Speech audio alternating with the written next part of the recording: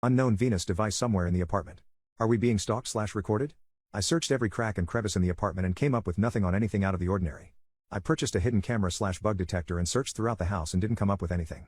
I sleep within reach of not one, but two guns in two different rooms just in case something were to happen. Now, we were presented with a wait and see kind of situation, and then acting accordingly from there. For the past month or so, everything seemed to be fine. Nothing out of the ordinary, and eventually we even forgot about the whole thing in general.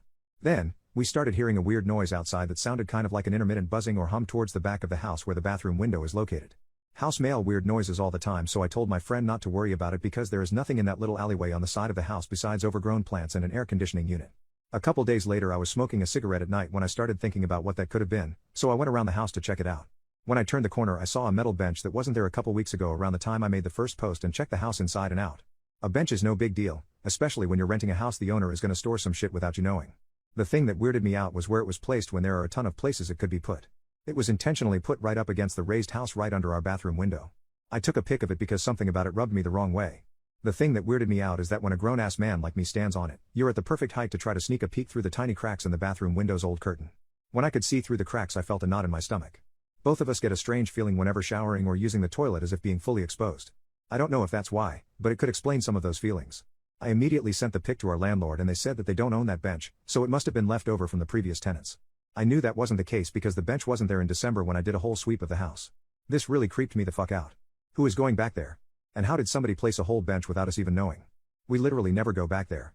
My roommate has never even seen the side of the house because there's nothing back there of any interest besides an air conditioner unit and a couple windows.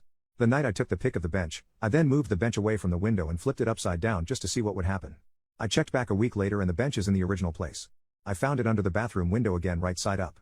Fuck that. As of a couple days ago, we immediately set up cameras on the exterior of the house. They cover the door, the whole front porch, and the driveway on the side of the house where our cars are that also has eyes on one of the entrances to where the little back alleyway, where the bench is located, can be accessed, so we can now see if someone is walking back there at night because the motion sensor floodlight that lights up the driveway does go off in the middle of the night on the most random nights.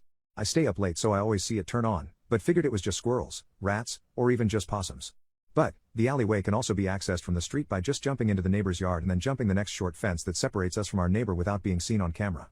Now it is just another game of wait and see. I really fucking hope this is just a weird coincidence, cause this is just fucking strange.